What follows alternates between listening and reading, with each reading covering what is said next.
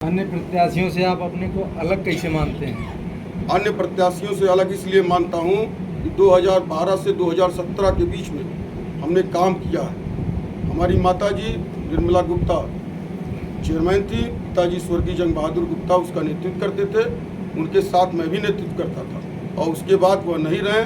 उसके आधार पर मैंने 1 साल काम किया और 1 साल काम किया हूँ, तो उसी के बीच में जनता के बीच में जा रहा हूँ। जनता यह जान रही है यह जंग बहादुर का लड़का मोनू है, निर्मला गुप्ता का लड़का है, यह किसने काम किया है, उसी आधार पे हमको लोग वोट कर रहे हैं और समर्थन दे रहे हैं। सबसे बड़ी समस्या सीवर प्रॉब्लम रही, उसको किस तरह आप निस्तारण करेंगे अगर आप चुने जाते हैं?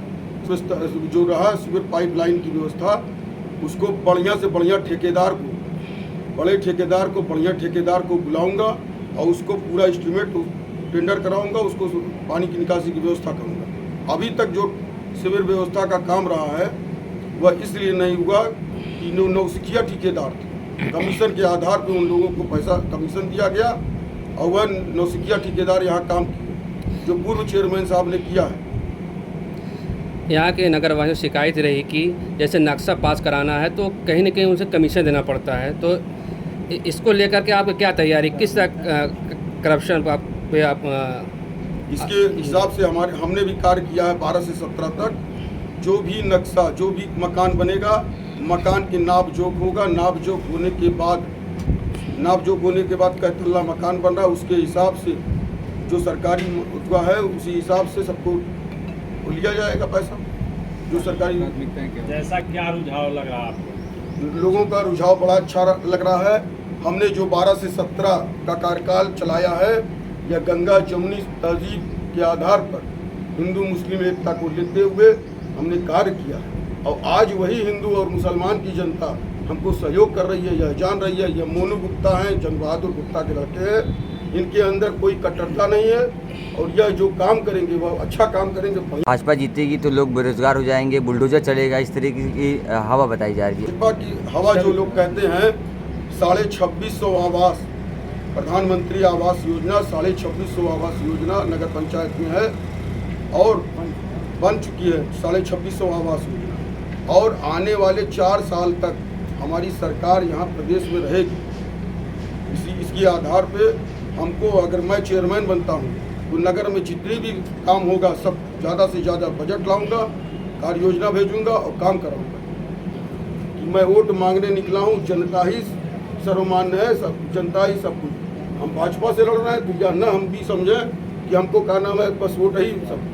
हम यह मांगने निकले हैं, जो मांगने वाला आदमी याचक होता है और याचक की बात की हर जगह मांग रहा हूँ। हिंदू मुसलमान सारी जनताओं से मांग रहा हूँ, सभी लोगों का सहयोग होगा तो मैं चेयरमैन बनूंगा।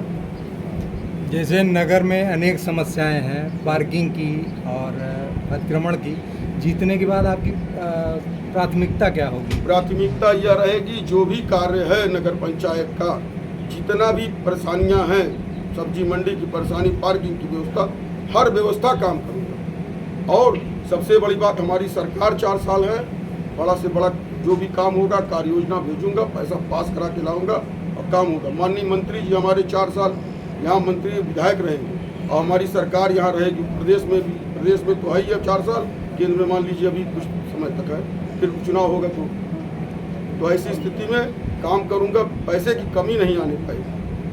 यहाँ पर लगातार जो नाली है इंटरलॉकिंग कार्य कराया गया है और बड़ी लापरवाही भी सामने आई, तो क्या भाजपा ने इस मुद्दे को उठाया था? यहाँ पे विपक्ष का रोल अदा सही किया था? आपको लगता है कोई मुद्दा उठाया गया था उनके रहते हुए? अरे भाई, मुद्दा तो उठाया ही गया जी, लेकिन जब चेयरमैन ही ऐसे हैं कि नौसिखिया ठेकेदारों को काम देते हैं जिससे ज़्यादा से ज़्यादा कमीशन मिल सके, सारा पैसा बंदर। और मंत्री जी ने अभी 4 करोड़ अलाट किया था, 3 करोड़ अलाट करवाया था, सारा पैसा तो अलाट कराए थे। लेकिन जब चेयरमैन सही नहीं होगा, जब चेयरमैन अपना नहीं होगा तो सारा पैसा इधर का उधर हो जाएगा। नौसिखिया ठेकेदार जो कमीशन ज़्यादा देंगे उनको काम दिया जाएगा। काम के दौरान कभी आप लोगों ने विरोध किया? काम के दौरान क्यों नहीं विरोध किया? विरोध बहुत किया। अरे भाई, हमारे मार्ट के पीछे वहाँ भी सारा विरोध हुआ। काम पूरा हो गया, पूरा सीवर का जो भी काम हुआ है हम उसकी खबर लेंगे। जनता अगर हमको चेयरमैन बनाती है तो मैं देखूंगा, जो ठेकेदार काम किया उसको देखूंगा। एक चीज़ और पूछना चाहते हैं जी, पूछ लो। भाजपा सरकार में हर जगह ग्रामीण क्षेत्रों में नगर क्षेत्रों में तालाब तो उसके सौंदर्यकरण खेतासराय में कोई ऐसा तालाब आज तक नहीं डाला गया उसका सौंदर्यकरण किया गया। दूसरी चीज़ जो ऋषि के नाम से मशहूर है ऋषि तालाब, उस तालाब में आज भी जो है नाली का गंदा पानी जाता है, उस पर एक शिवजी का मंदिर स्थापित है। तो क्या आप लोगों ने कभी उसका लिए कोई कदम उठाया? चाहे आप 5 साल रहे हो, चाहे आप दूसरा कोई 5 साल रहा हो, 2017 से आपकी सरकार भी चल रही है, इस दौरान आप लोगों ने क्या कदम उठाया उसी तालाब के लिए? जो भी तालाब में पहले से वह गलत चीज़ें हो चुकी हैं, जब 2000 से वसीम अहमद चेयरमैन हैं, सारा पानी तालाब में जा रहा था, सारी चीज़ें हुई। अब हमारी सरकार आएगी, मैं चेयरमैन होऊंगा तो इसकी व्यवस्था बढ़िया से बढ़िया बेहतर ढंग से करूँगा। ऋषि तालाब में पानी भर जाता है बारिश के समय, ओवरफ्लो हो जाता है, आसपास के जो खेत हैं उनको कभी दिक्कतों का सामना करना पड़ता है। कितने लोगों ने वहाँ पे आवाज़ उठाई, ऐसा लगता है आने वाले वक्त में इस पर कुछ काम किया जाएगा आपकी तरफ से? आने वाले वक्त में पानी निकासी की ही बड़ी समस्या है। पानी निकासी की ही समस्या सबसे बड़ी है, सबसे बड़ी हमारे नगर में पानी निकासी की ही समस्या है। उस समस्या का निदान मैं पहला सर्वप्रथम प्राथमिकता के आधार पर उसको करूँगा, क्योंकि बरसात हो जाएगी तो सारी व्यवस्था अस्त व्यस्त हो जाएगी। तो उसकी व्यवस्था प्राथमिकता के आधार पर अगर चेयरमैन जनता ने बनाया तो मैं उसको करूँगा। हमारा सबके यहाँ चेयरमैन रहें न रहें, सबके यहाँ आना जाना, लोगों के बीच में एक आम आदमी की तरह, सरल व्यक्तित्व की तरह मेरा आना जाना रहा, लोगों ने देखा है।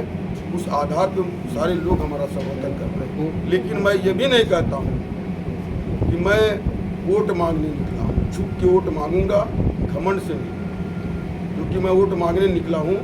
यह जनता ही सर्वोपरि है, जनता अगर हमको वोट देगी तभी मैं चेयरमैन जी।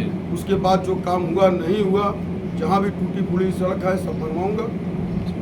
आप यह जान लीजिए, इस नगर पंचायत को इतना बढ़िया सुंदर बना दूंगा कि लोग याद करेंगे कि बाप से आगे बेटा निकल गया। जैसे हमारे पिताजी स्वर्गीय जंग बहादुर गुप्ता ने काम किया, उनसे बढ़ के काम करूंगा, यह जान लीजिए। क्योंकि उनके साथ रह के 4 साल हमने काम किया है, वह नहीं रहे तो 1 साल मैं अध्यक्ष, माता जी चेयरमैन थी, मैं अध्यक्ष किया हूँ।